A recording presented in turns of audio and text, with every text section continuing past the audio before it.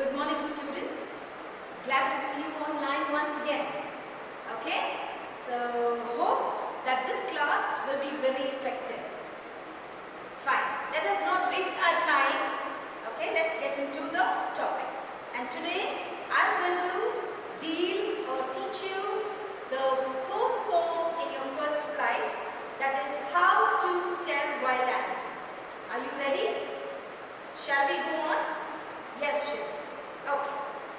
Now, the first thing I want to ask you all must have seen wild animals, right?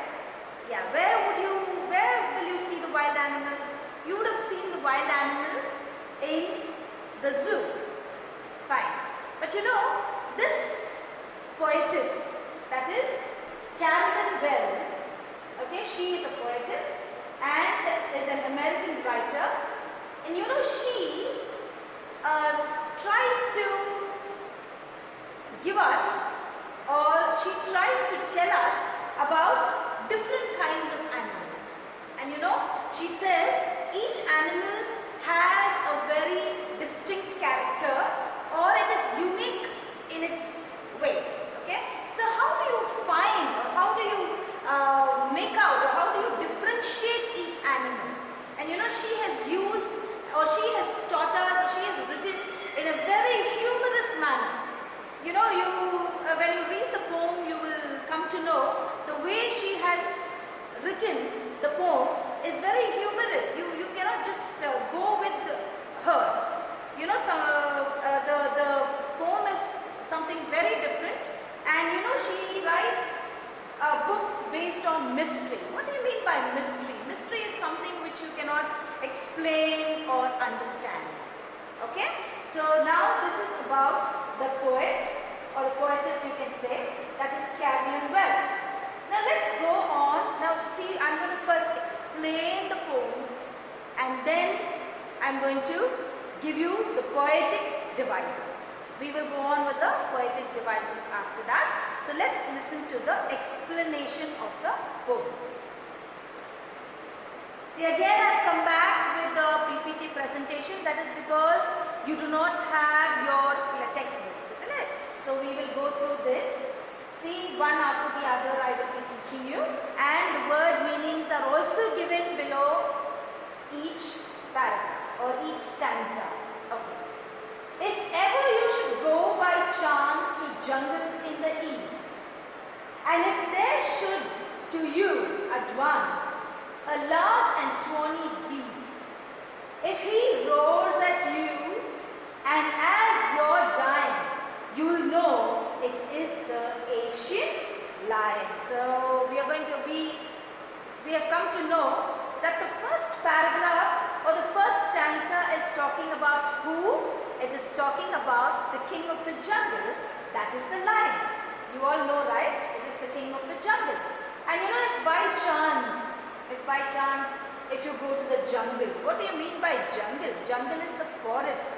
If anyone has been to a jungle, and you know, to the eastern parts have got too many forests maybe.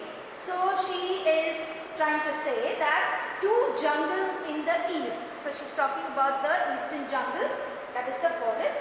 And there, if you go by chance, you know, you will see a large and tawny. Tawny means it's a yellowish brown color. What is the color of the lion, children? The lion is yellowish brown. All of you must have seen, isn't it? It's got a mane and it's got a yellowish brown color skin. Okay, and then it is very majestic. The walk, the diplomatic walk it's got, and you know, that's why it's called the king of the jungle. And you know, if he roars at you as you're dying, you will know it is the Asian lion. You know, it need not come near you, it need not look at you, just the roar of the lion. The roar of the lion. Roar means the sound being made by the lion, and it's so wild and it's so ferocious and so, what to tell you, majestic. The loud roar of the lion, you will know that it is the Asian lion. So the first stanza is talking about the Asian lion. second paragraph. The second paragraph is, or if sometime when roaming round a noble beast, a noble wild beast greets you with black stripes on a yellow ground. Just notice, if he eats you, this simple rule may help you learn the Bengal tiger to discern. See, now next is again in the jungle only, and you know, sometimes you see a beast. He calls all the animals a beast. You know, animals are called beasts also, isn't it? So this beast will be roaming here and there, and you know, a noble, he calls it a noble. Noble means very high born, aristocratic, a very high born, a royal kind of a birth, okay? A royal birth, you can say. So this animal is called a royal animal. So he calls it a noble wild beast, greets you, he calls you, he welcomes you, it seems, you know, with black stripes on a yellow ground. Black stripes on a yellow ground means it's got black stripes. You have seen a tiger, so that means he's talking about a tiger. And you know, the tiger is got a yellow colored skin, isn't it? Yellow colored skin with black stripes on its body, isn't it? Yellow ground means a yellow background. On the yellow background, it's got black stripes. Just notice, if he eats you, this simple rule may help you learn the Bengal tiger to discern. So that's what we see, how beautifully he says. She says, I'm sorry, it is not he, it is she. See, he is not going to wait for anyone. He's not going to roar like the lion. Lion's roar will kill you. That's what the first stanza says. The lion's roar is going to kill you. But here, just notice this yellow the Bengal tiger will eat you, it says. Just notice, he is going to eat you. And this is the simple rule that may help you. The first helped you with the roar to know that it is an Asian lion. Now this will help you know that this is a Bengal tiger. So you can understand, discern means you can recognize or you can come to know. Okay, it is a Bengal tiger. So we have learnt, we have gone through two stanzas. That is one about the Asian lion and the second one is about the Bengal tiger. Now let's go to the third one. The third one is, if strolling forth a beast you view, whose hide with spots is peppered, as soon as he has leapt on you, you'll know it is the leopard. It will do no good to roar with pain. He'll only leap and leap again. So now she's talking about a strolling beast. What do you mean by strolling? Strolling means walking very casually. And you know, this animal just walks very casually in the forest. And whose hide means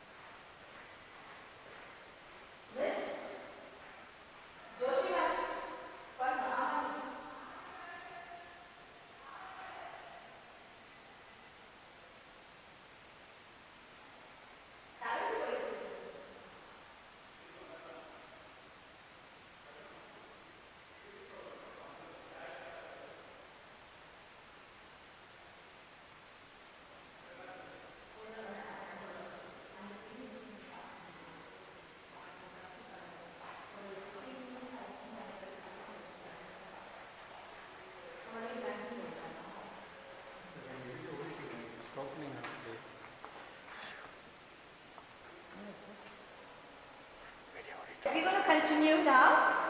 If strolling forth a beast you view, whose hide with spots is peppered. I was talking to you about the strolling beast, okay? And next is whose hide hide means the skin of the animal. And you know the skin of the animal is with spots. It's like you have seen pepper, right? It's peppered. Peppered means it is with spots on the body, on the skin. As soon as he has leapt on you, you'll know it is the leopard. So now you have come to know which animal we are talking about, isn't it? And you know what it does? It leaps on you. It leaps means jumps towards someone. You know, it gives a big jump on you as soon as you look at it, or once you see it, or whether he sees you, he just jumps on, he leaps on you, you can say. Okay? So it will do no good to roar with pain, he'll only leap and leap again. Here it is actually leap and leap, but the poetess has used this word, the A over there is actually missing. L-E-A-P is the spelling and L-E-A-P-T is leapt, okay. So that A is actually deleted, or the A is taken out, just to give a rhyme or a rhythm to the poem, to make it even more effective or nice, to give a rhyme that words are actually, those letters are being deleted, okay. It is actually leap and leap again. So once the leopard looks at you, or once you see the leopard, what happens is he leaps on you, he jumps on you. It will do no good to roar with pain. Whether you roar with pain or whatever, he just jumps on you, she says. So the word meanings are also given down. One is strolling, that is walking very casually. Fourth is coming forward, and then hide is the skin of the animal. Peppered here, it means the spots that is found on the body of the leopard. You must have seen a leopard, right? So leapt is jump towards someone. So once it jumps or leaps on you, you will come to know what is it? It is a leopard. Now let's go to the next beast. Okay. Here, if when you're walking round your yard, you meet a creature there who hugs you very, very hard, be sure it is a bear. If you have any doubts, I guess he'll give you just one more caress. Okay, now he's talking about a bear, but he is not talking about the jungle over there. She brings a yard. Yard is a background or a lawn area of a house. So she makes this bear a little more friendly. To make this beast a little more friendly, though it is a wild animal, to show that the bear is very loving. That is, the bear is actually a wild animal, just to show you that he is very loving. She has made it a little more humorous, and she's talking that a bear, if you see a bear walking around your yard and you meet that creature, which creature is she talking about? She's talking about the bear who hugs you very, very hard. You know, this bear is a little bit of a humankind, right? It walks with 2 legs and a little bit of a human height it's got. And so, you know, once the bear looks at you, or you meet a bear, you come across a bear, you know, the bear hugs you, she says. Be sure when it hugs you, be very sure that it is a bear. Just don't go and do that, because she's used a humorous way of talking or telling us that the bear hugs you. But do you think the bear will hug you? No, let's not try that. Anyways, so to make it a little more effective or a little more humorous, a little more interesting, she's told that when the bear hugs you, when the beast hugs you, you be sure that it is a bear.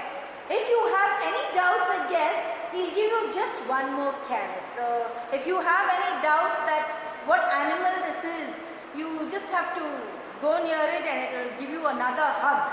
And you know, one more hug, that shows that it is giving you a very gentle touch. Caress is a gentle touch. Okay, so this stanza talks about a bear.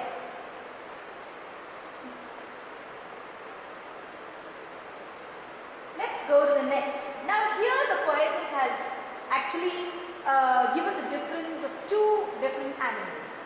Okay, one is the crocodile and the hyena. Okay. Though to distinguish beasts of prey, a novice might nonplus. The crocodile you always may tell from the hyena thus. Hyenas come with merry smiles, but if they weep, they are crocodile. So there's a difference being shown. She distinguishes two different beasts of prey. Beasts of prey means that is any animal that hunts other animals for food. So there are two different animals shown over here in this stanza, and both these beasts are carnivores. Okay, so they hunt the other animals for food. And she is talking about a novice might nonplus. The second line says a novice might nonplus, the crocodile you always may tell from the hyena thus. So she says a novice, someone new to the job and very confused. Don't be confused with both these animals, you know. When you look at both these animals, you are a bit confused. Some people may get confused by these two animals, but you know how you differentiate or how you come to know these two animals are hyenas come with merry smiles, it seems. When it smiles, when an animal smiles, when a beast of prey smiles, then it is understood that it is what? It is a hyena. But you know, these crocodiles weep. Tamil la kuda solluvaangala modala kannir vidadanu solli. So like that, when it weeps when it cries, when it brings down tears from its eyes, then it is known that it is crocodile. So when somebody is new to the job, or when somebody doesn't know these two animals, if you want to differentiate these two animals, that is the beasts of prey, one is the crocodile and the hyena. How do you come to know, she says, is one, hyenas come with merry smiles, and here crocodiles come, they weep, she says. Okay. The next animal that she is talking about is the true chameleon. The true chameleon is small, a lizard sort of thing. He hasn't any ears at all and not a single wing. If there is nothing on the tree, this the chameleon you see. See, now this chameleon is a very not a very strange animal, you can say, but it is like a very small animal, like a lizard.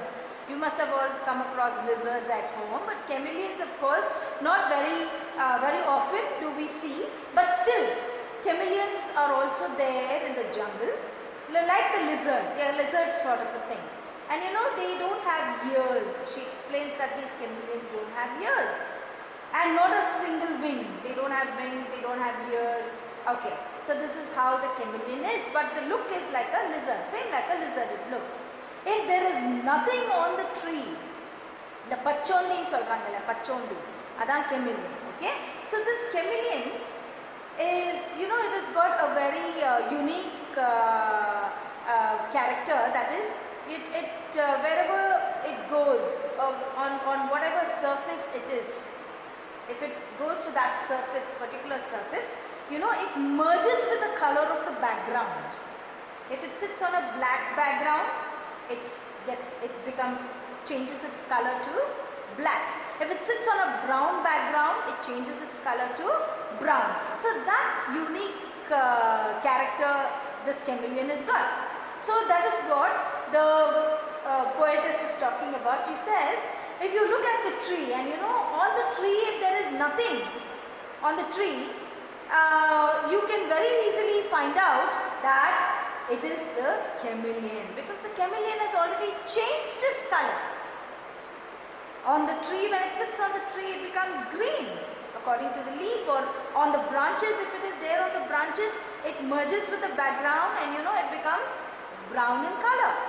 So when it is there on the tree, you cannot find out that the animal is sitting on the surface.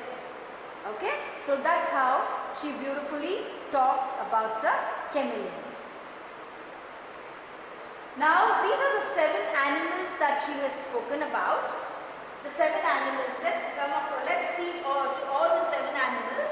That is, the first she talks about the Asian lion, you know, and she says the roar of the Asian lion will kill you. You will die, the first stanza says. And the second stanza talks about what? The second stanza talks about the tiger, the Bengal tiger. And what happens? The Bengal tiger, once it looks at you or sees you, it is going to eat you. Yeah, then you will come to know that it is a tiger. The third one, she talks about the peppered animal, that is the spots on the leopard. And you know that leopard leaps and leaps on you. It will jump on you when you are there, when it looks at you. So when it jumps on you, it is very well known that it is a leopard. And the fourth animal she talks about is what? She talks about the animal that is in the yard. And you know, it hugs you. She says, when it hugs you, then it is what? It is a bear. Yes. And then she talks about 2 different animals, that is the crocodile and the hyena. Yeah. She says two differences in the crocodile and the hyena.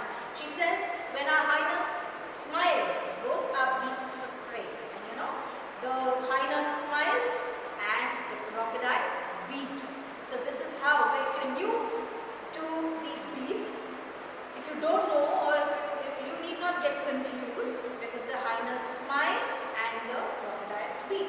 Okay. And the last animal she spoke about was what? It was about the chameleon that changes its color whenever it sits on the particular surface. So around 7 animals and its distinct characters she has beautifully, in a humorous way, she has explained in the poem. Now shall we go on to the poetic devices, children? Yeah, the poetic devices are also there on the PPT presentation, and you can just go through or you can write it down even, okay? Because I've just given the lines and whatever, I will go with the stanza and the PPT presentation. Let's see how it works, okay? You can just copy it down. Fine.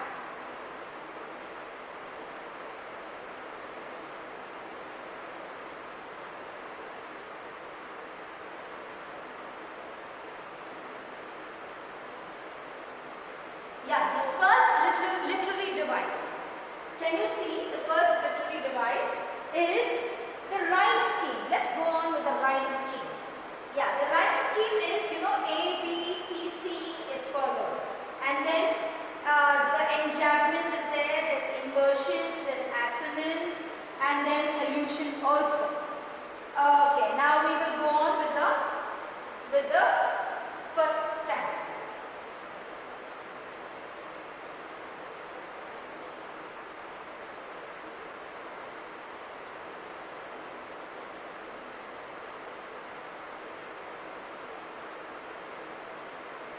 Yes, the first stanza, see, the rhyme scheme goes like this.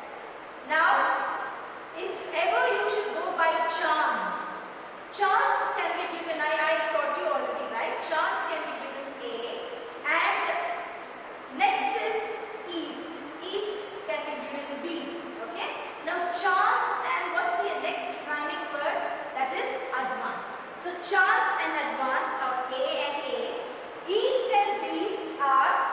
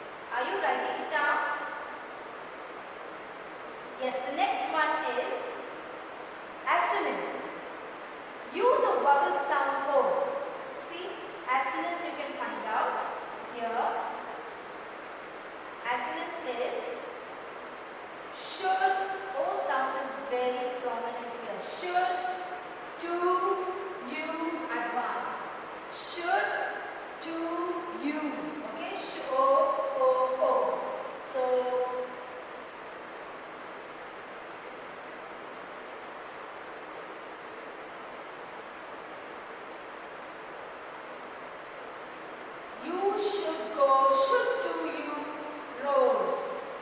Yeah. So all these words, assonance, use of vowel sound is there. Okay. And then the last one is allusion. Allusion is reference to a famous thing, place, species of animal, etc. See now, it is not just a line being given. It is an Asian line. I'm sorry. It's an Asian line. So we talk about a very famous place, that is Asia. So that when such words are used, then it is called as allusion. That's why I've given you the full literary device, so you can go through along with the stanza. Okay, now let's go to the second one.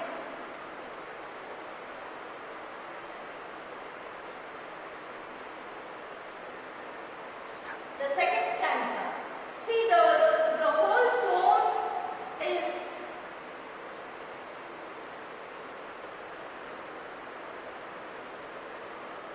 yes, children. Now let's go on to the second literary device. See, the second stanza. The literary device is seen over here. I'm sorry. The first thing is, again, you're going to see to the rhyme scheme. The rhyme scheme is the same as it was in the first stanza. That is, A, round, and U is B. Okay, round and ground rhymes. So it is A and A. U and U is again rhyming. That is B and B. And then learn and discern. Again, we have to, these two are rhyming. So we give the same alphabet, that is C and C. So it is A, B, and C, C. So this is how the rhyme scheme is as it was in the first stanza. Next comes the alliteration. Alliteration is the repetition of consonant sound R at start of two or more closely connected words. Now the repetition of the consonant sound, that is alliteration. Consonants are, you know, isn't it? Yes. So consonants, not A, E, I, O, U are the vowels, and the other alphabets are the consonants. So the consonant sound that comes in the beginning of two words, okay, that is called the alliteration. Now here, can you see roaming round? Can you see roaming round? So it is R and R. So R and R sound is repeating. Yes, in the starting of two or more closely connected words. Next comes the inversion. What is inversion here again? I told you, isn't it? Inversion is changed in the format of a sentence. Can you see the last line? The Bengal tiger to discern. Okay? The Bengal tiger to discern. It's not that way. You have to write to discern the Bengal tiger. It has to be like that. So it is not in the right way. So see, the words are interchanged. So it is called as inversion. And next comes the allusion. What's allusion? Once again, here I told you the previous stanza talks to you about the Asian lion, right? Now here it is the Bengal tiger. So allusion here is, it is referring to a place, that is Bengal. So, and the species of the animal, that is tiger, which is also called the Bengal tiger. So it is called as allusion. Yes, children. And then there is assonance also found over here. Can we find out the assonance? Yeah, can you see?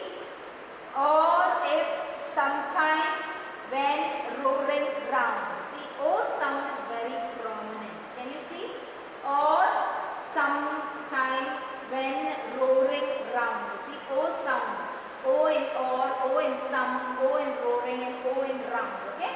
So these words, there is use of vowel sound over here, and O is very prominent, so it is assonance. Okay, there's assonance found in this stanza. Shall we go to the next one now?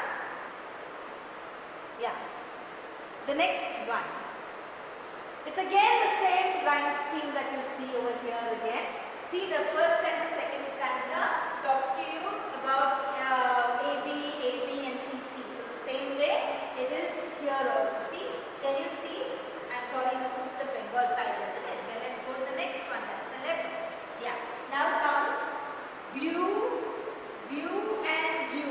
We give it as A, and then peppered and leopard becomes B and B, and then painted again becomes C and C.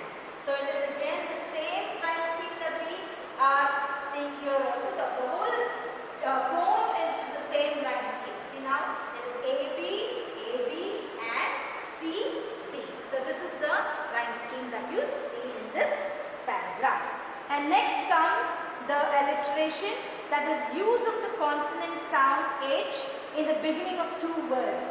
Can you see the use of consonant sound H? Where is H? Yeah. Can you see it? Where is it? Whose hide, is it? Is that the one? Oh no, it is he has.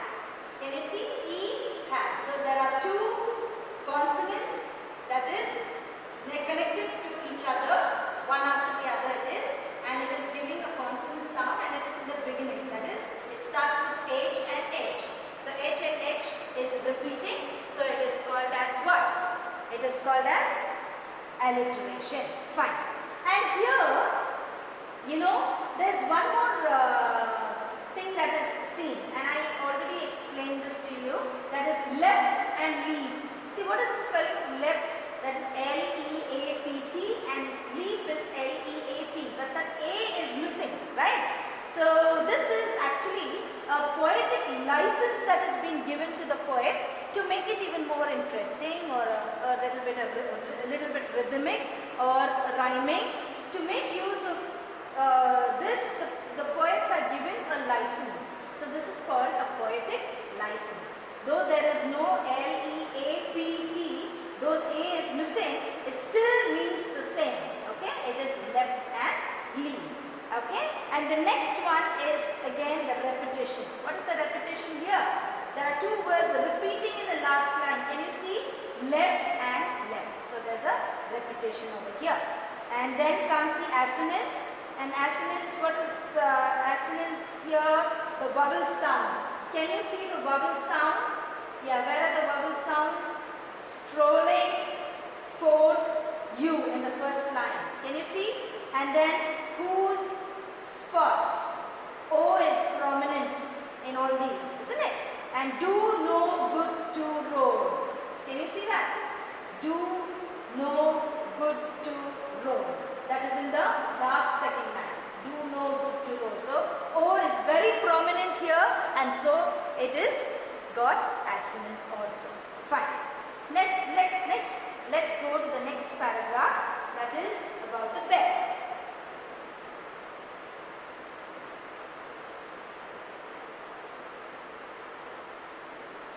Now again, the same rhyme scheme as we saw, and you can find out yourself, that is yard and hard takes A, there and bear takes B, guess and caress takes C. Okay, so it is again the same rhyme scheme, that is A, B and C, C. Okay, children. Now let's go to the next device, that is, can you see enjambment also here? Yes, there is enjambment seen over here. Enjambment is continuation of a sentence in the next line. Where does it continue? Can you guess? So can you see? If you were walking around your yard, you meet a creature there. So there is no punctuation mark near yard, and it continues, isn't it? So it is enjambment. And next comes the alliteration. Can you find out the alliteration? It's very easy actually. Alliteration, to find alliteration is very easy. Can we find it out? Yeah. The first line is gone. The first line is when walking. See, the W sound is used. W is used. And also who hugs. Who hugs. Use of H. See, though it is WH and hugs, you can ask me, ma'am, you said the letter has to be in the beginning, but here it is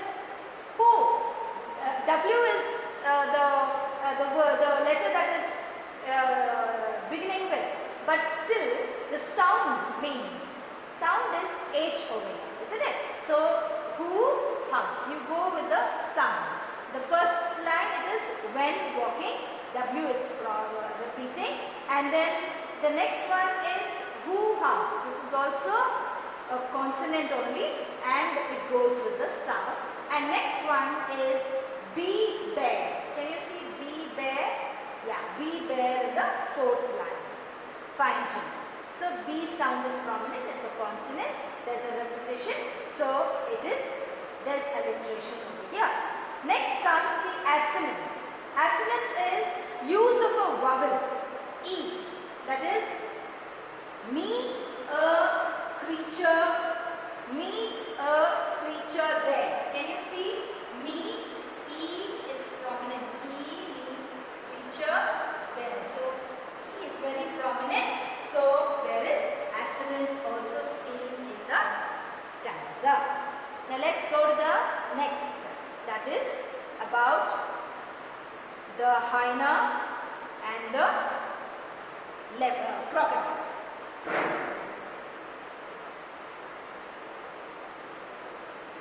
Yes, the hyena and the crocodile. Now the same rhyme scheme again. I told you the whole poem goes with the same rhyme scheme. That is pray and wing takes A, plus and thus takes B, smiles and crocodiles take C. So it is again AB and CC. Okay? Yes. Now next comes the alliteration. Let's see where the alliteration is. Yes, you could easily find out that alliteration is novice and non-plus, isn't it? So novice and non-plus, they have N sound, N consonant sound, use of consonant sound N, so it is alliteration. And then again TH sound is there. Where is TH sound seen? Can you find? The, thus. See the fourth line, tell from the hyena thus. So TH the and THUS thus. So this TH sound repeats and it is a consonant sound, a consonant. So it is also alliteration. Now let's go to the next one, that is enjambment. Can you see the enjambment, children? There's a continuation of the line without any punctuation marks. Where is it? Yeah. Though the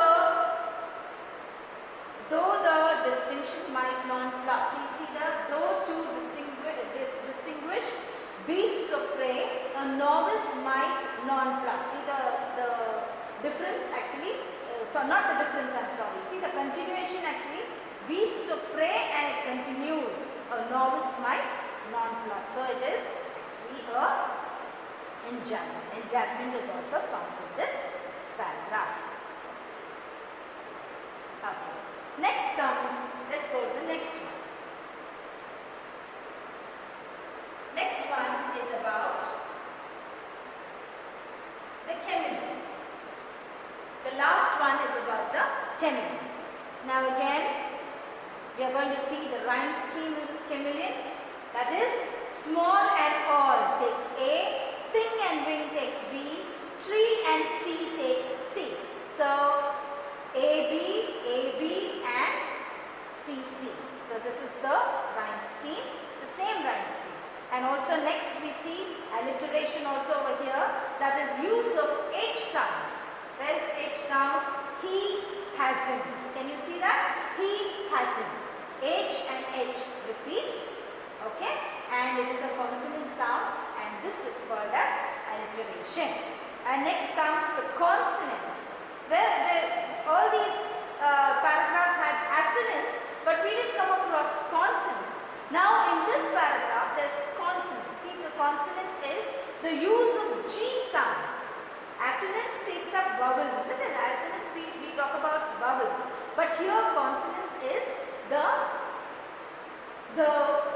consonant sound, that is single and wing.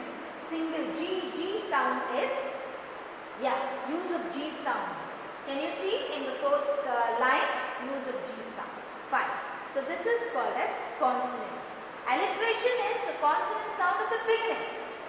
here it can come in between also. In consonants it can come in between also. That's why we call it consonants. Okay, so there's consonant also seen in this paragraph. Okay, fine children. Thank you, and I think you have understood the lesson, the poem, How to Tell About Animals, written by Carolyn Wells. So I think you have understood it very well. Thank you very much. Take care and be safe.